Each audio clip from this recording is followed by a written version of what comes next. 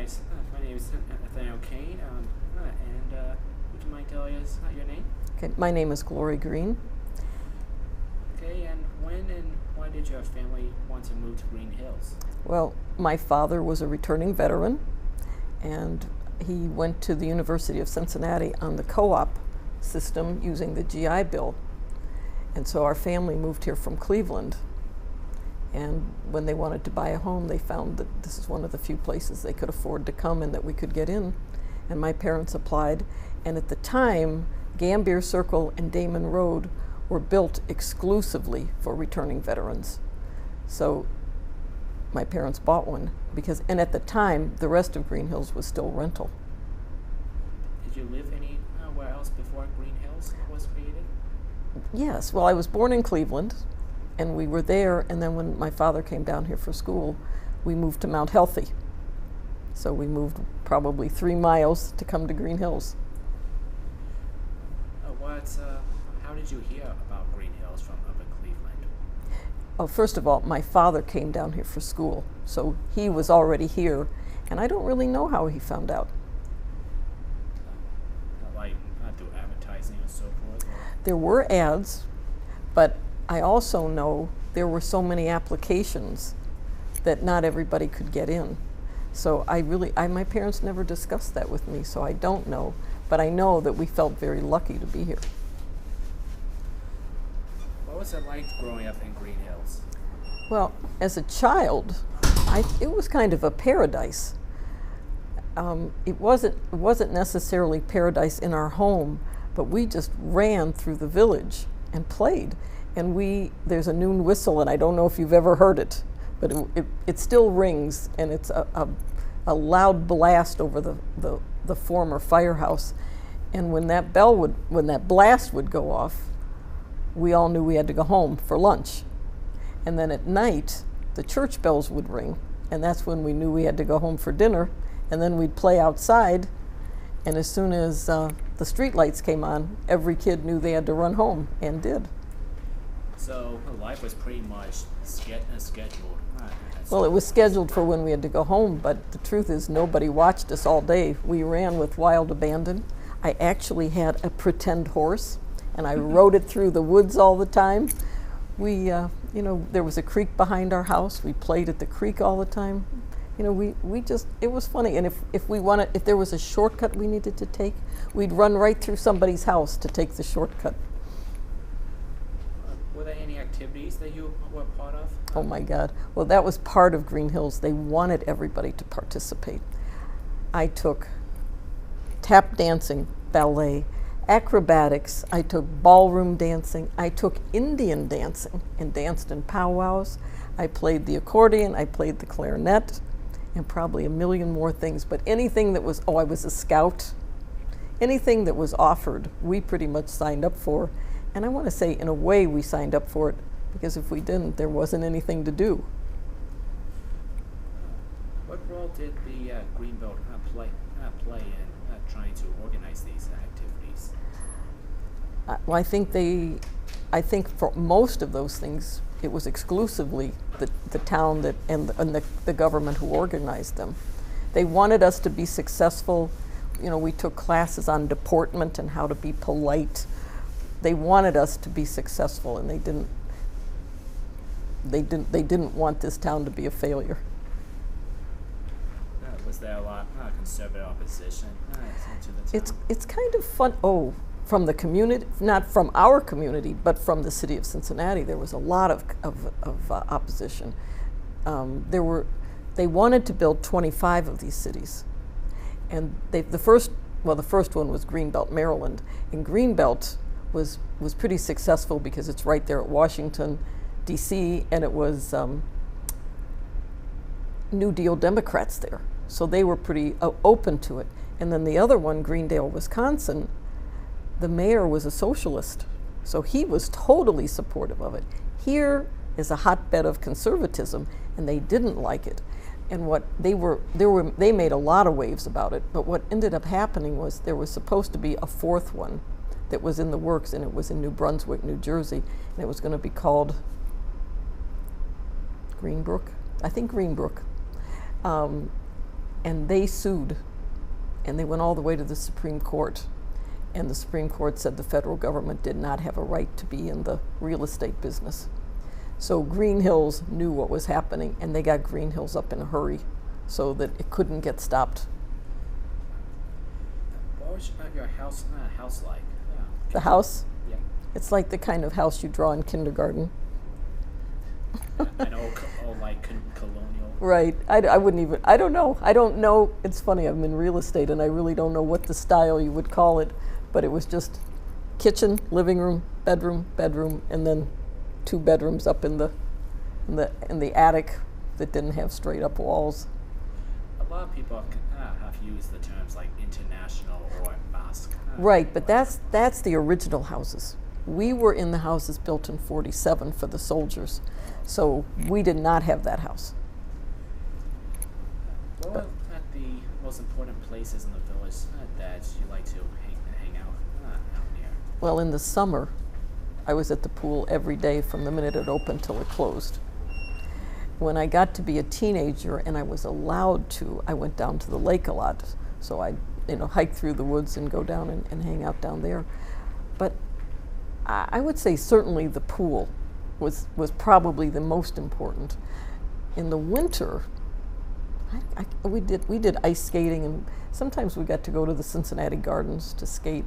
And if the lake froze over back in the day, we got to skate on the lake.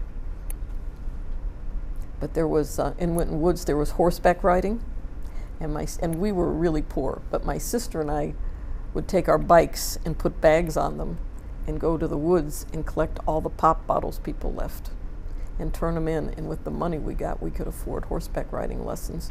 So we took riding lessons for many years. How fun was that? That was fun. It was very fun. And it's kind of funny because if you go down there today, there's a place that to take a shortcut to the riding stables, walking. There was, I don't even know what it was, but it was this huge tube, and next to it was a walking path. And on the walking path, it didn't seem fun, so we always walked across the tube. And when I see it today, if I ever caught anybody on that thing, I would murder them. It looks so dangerous. But at the time, we did it all the time. And if you see it today, they've got it all totally blocked off so nobody can get on it at all because they just think it's too difficult. What was it like going to school here? Well, I have to say, I didn't know any other way. So I loved school. I loved my teachers. I loved that I lived so close. I did have one trauma. In 4th grade, it snowed, and I didn't have a hat, and my teacher wouldn't let me go home. So I said I didn't need a hat. My mother said I had big hair, and I didn't need a hat, but she wouldn't let me go home. So she walked me to the principal's office, and back then going to the principal's office was horrible. And she found this brown leather boy's hat with a bill, and she put it on me, and I was dying. And I remember she put me out the door and gave me a little pat, and I ran away, and as soon as I rounded the corner, the hat came off and I ran home. What was your favorite subject in school? Oh, Lord. Probably English. But I don't really remember having a favorite subject, but I really liked school. I loved learning. And I thought, most of my teachers were pretty darn good. And that was the other thing that had been the deal when Greenhills was built, is we didn't have teachers from the school system. We had teachers who were hired by the federal government. And because they wanted us to be successful, they hired the cream of the crop. So we did have really good teachers in the early years. Was there one that you considered your favorite? Mrs. Berendt. And I just really loved her. I thought she was very old, but later I found out she was only about 37 when she was my teacher. But one of the things she used to do, I don't know, I really liked her class and I liked her, but she used to make orange peel candy and bring it to us. And I never liked it, but I liked her so well, I always ate it. Yeah, I worked at Acclamasis, so... Oh, yes, so you know that. What kind of people lived in Greenhills? Greenhills? Were there people of different backgrounds, different classes? It's kind of funny because I didn't know that, but it was all Caucasian, so we were not integrated. You know, long after I was out of school and I knew a little bit about this, I certainly saw we had some ethnic names. So I suspect we did, but I was totally oblivious.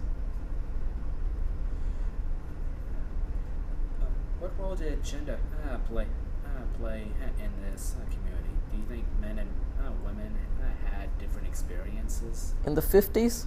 Yes, I do. Well, not just the 50s, but the 40s. Or Well, even right, when but it started. I came here in 1950, and you know, I mean, girls had to wear skirts. We never wore slacks. One time I grabbed a chair and I swung it around and I sat with the back coming up. Oh my gosh, the lecture I got. The girls don't do that. I kind of always knew something was wrong with the system.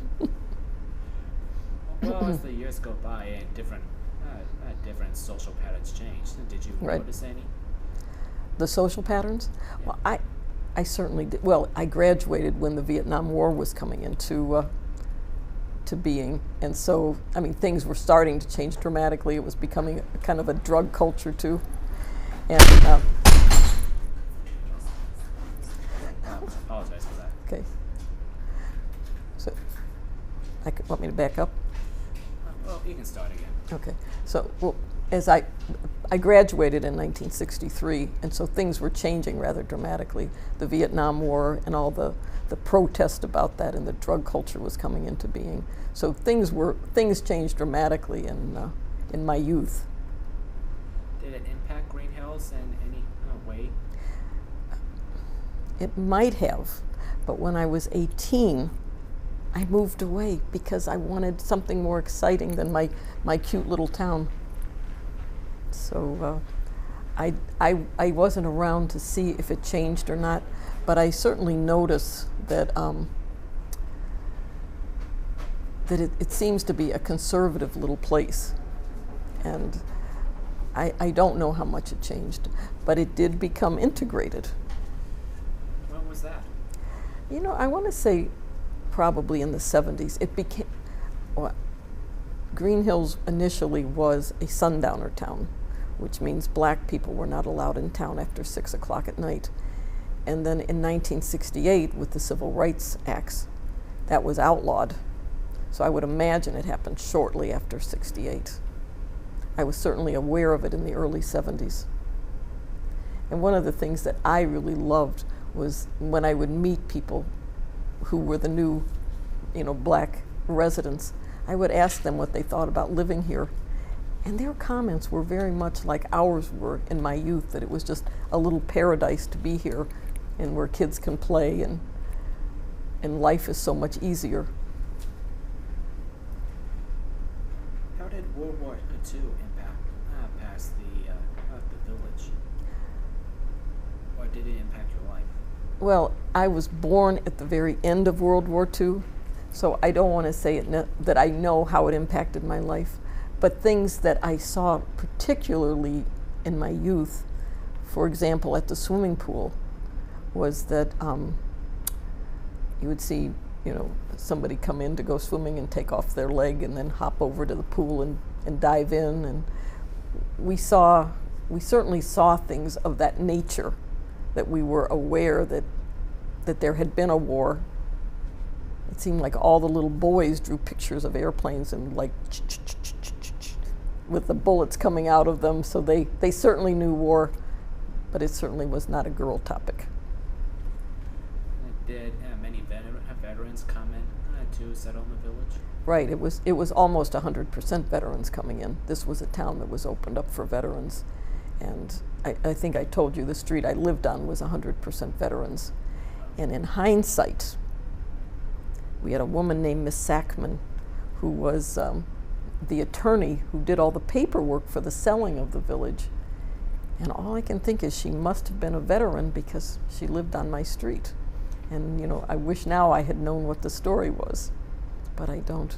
But it was a lot of veterans here, and a lot of damaged men. what was the attitude of Greenhills during the Cold War, since this was considered a socialist experiment? Well, this was never a socialist place. And you know, I want to say when the Cold War was coming out and during the McCarthy era, when they changed the Pledge of Allegiance to include God, our minister at the Presbyterian Church was opposed to that, and he believed in a separation of church and state. And one of the things that happened is he got virtually driven out of town. He left on his own, but he left under pressure. Oh, that's a shame. It is. Okay, this may seem a little open-ended, but what do you think made Greenhills so different from any other neighborhood, like Marymount or so forth? Well, I don't know Marymount, but I know Marymount is a National Historic Landmark. They had more money than we did. I think the thing about us was it was set up initially for poor people, but there was so much pressure from the city, they made it a little bit higher income than total poverty. But we were poor people. We were really poor people, but we thought we were rich. I mean, I just told you all the lessons I had, a bus would come sometimes and take us to a circus.